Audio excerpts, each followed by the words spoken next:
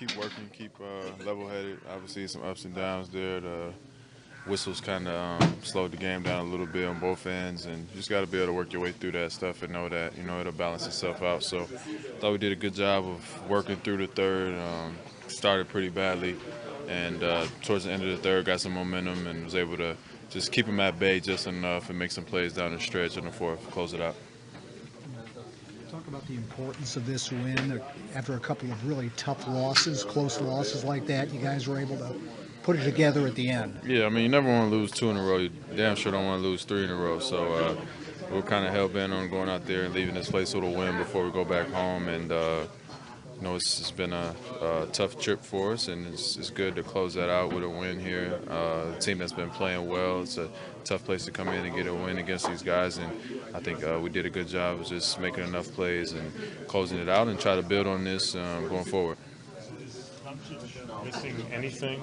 Yeah, he's in a special zone right now, and they're giving him the keys, and he's running with it. So got to tip your hat to him. He played a heck of a game. He's been playing really well this year, and he's a great player, and he's got a really bright future. But I thought we did a good job of trying to make it tough on him, wore him down, and whether we did it or he did it, he missed a couple late, and obviously the one he threw up on Kawhi went in, but just kind of keep wearing on him and hope that, lose the legs a little bit and just keep grinding it out.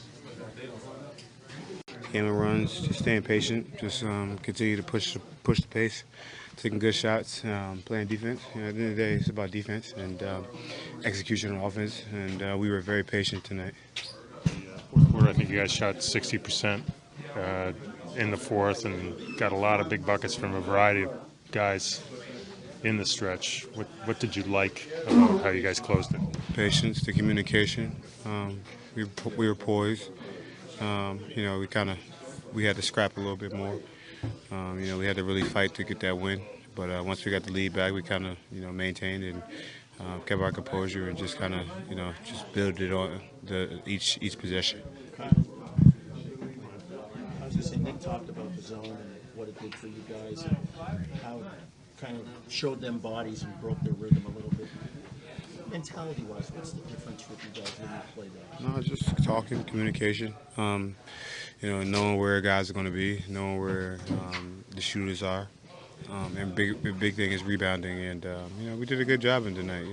It was a great switch up by the staff, and we knew what they were running because we used to run the same play. So I kind of bump and talk and got to the right positions, and did a good job of staying and keeping bodies in front. Did you know your 3-point shot would be there tonight? Did your legs feel good? You stepped into them. Just continue to get back in shape, man. That's all. I'll continue to say it. But as long as I just keep working and keep trying to get back in shape and keep working to get back in shape, my shot will come back. And it's continuing to steadily come back. And I just gotta stay aggressive and keep working. This may potentially be Dirk's last season. What are your thoughts being playing with him over the last? I got to hang out with him in Africa a couple years ago. He's a great guy, one of the best competitors out there. Great humanitarian. It's about the other things that he didn't do for bad. He did off the court. His on the court thing speaks for itself. First ballot Hall of Famer, champion, MVP. All the stuff is self-said, but he's just an amazing man. We were moving the ball well in the first, second quarter, the third quarter. We got stagnant. Defense got stagnant, and in the fourth quarter we were able to come back, move the ball, make shots. Kawhi, talk to us about the zone and you guys. It seemed to put people in better positions to get stops defensively. Is there a mentality change when you guys go to that? I think it just helps us communicate more. We don't be too consistent in communicating when we're guarding man-to-man, but the zone makes us talk and makes us get in positions to be in our help spots. Do you think the other team, you guys seem to be relatively successful in it, when the other team sees it, it just breaks their rhythm, it changes things for them a bit too? Yeah, for sure. That's a lot of NBA teams. You see one-on-one every night, man-to-man every night. And then, once somebody breaks out of zone, you kind of get stagnant and don't want to run your offense. But, a good team just, let it last and just keep moving the ball and keep playing their own offense. Well, talk to us about the 2 possessions at the end of the game offensively, you had the ball in the middle of the floor. So, I mean, there's really no help side. And tell us what you saw. You scored on those. Just saw the opening and I went left and I was able to get a step on Matthews and I was able to make a layup. Is it easier for you there? How much is it easier for you? Is it in the middle of the court as opposed to on a wing? I mean, yeah. I mean, then especially on a run and on a go, like you said, the defense really can't set up a help spot, and if they do come, guys are ready. But our spacing was big on that tonight, and that's what's key. Just having spacing and guys knowing where to be at when someone has the ball. Kyle mentioned you guys played with a lot of patience tonight. How intentional is that for you guys as a team? To play with patience. We have to play it like that every game. You know, when we say patient, that doesn't mean slow down the ball. It's just really taking the right shots, looking at the right passes, just getting everybody involved, and you know your time will come. Right. I mean, it was just an onslaught in the paint. So we had to try something to slow them down, and those things are, you know, the zone's funny, right? A lot of it really is kind of determined on your first couple possessions in it. Maybe even the first possession. You know, he switched the zone, and I think we got to stop, and then all of a sudden we got one more, and then there was maybe a foul. You know, then we strung up some, and that was like the only stretch of the second half that we were able to put any sort of consecutive stops together. Does it change your own team's mentality? How much you think it impacts their mentality going to a zone? Well, I don't know about the mentality, Jonesy. I just think that it just had us in better help positions. We weren't missing cutters, and we weren't late on that because we're just in a little bit better position, and it got them a little bit out of attack mode instead of it being, you know, 2-on-2 at the top with everybody spread. We had 3 defenders up there, so it didn't look as good to throw the roll or don't go in there and shoot the floater or whatever. It just kind of plugged up the middle with the 3-2. So, you know, it just changes the spacing on the court, and that's what we needed to do. Better start tonight, and your guys were making threes. Yeah, we came out of the game like we learned our lesson from the last game start, but then we had a third quarter where we looked a little bit like we did the other night at the start.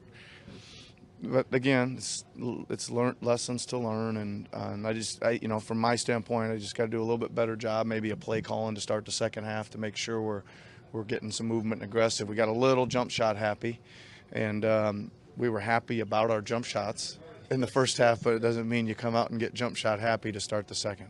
Other than that third quarter, it seemed like Kyle and Kawhi were playing off each other, some of the best they've played this whole year. I mean, is that what you saw, and what was kind of working for them then? Well, I just think that first of all, there was kind of some heavy stunting going on back and forth, especially off Kyle. When Kyle hit Kawhi, they'd stun over to kind of close Kawhi's space down, and Kawhi found him right back a few times.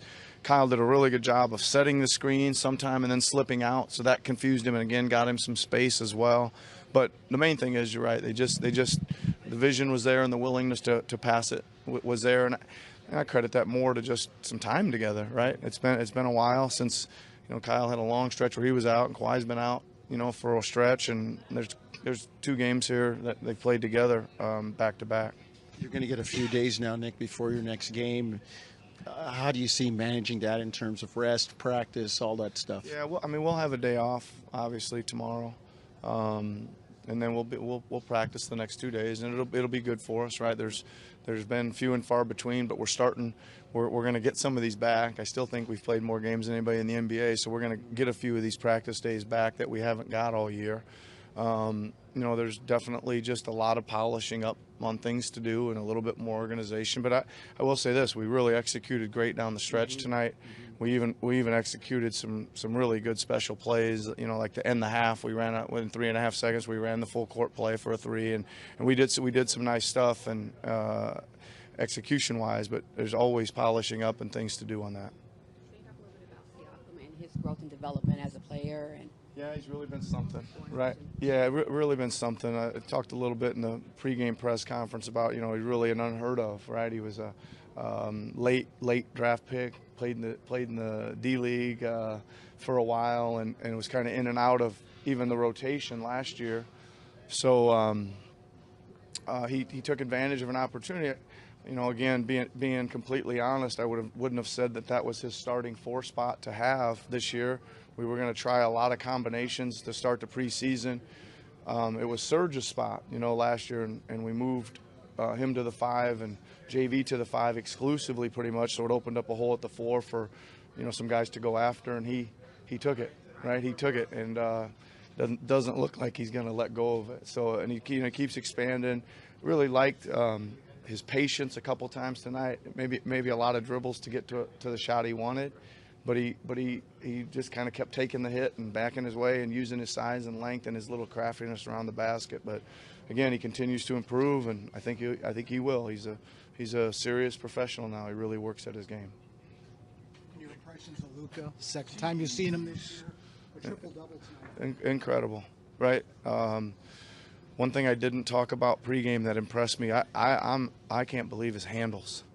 Like, he's up there and getting heat, and he's just vroom, vroom, vroom, really hard dribbles back and forth and getting space, even when our guys were kind of attacking him, and he would never get back on his heels. We couldn't get him out of rhythm because he was just low and strong and crossing over, and then with the burst he was into the paint. And what incredible touch. Some of those floaters he shot were almost free throw line or a step inside it, and he just seemed like he made every single one of them.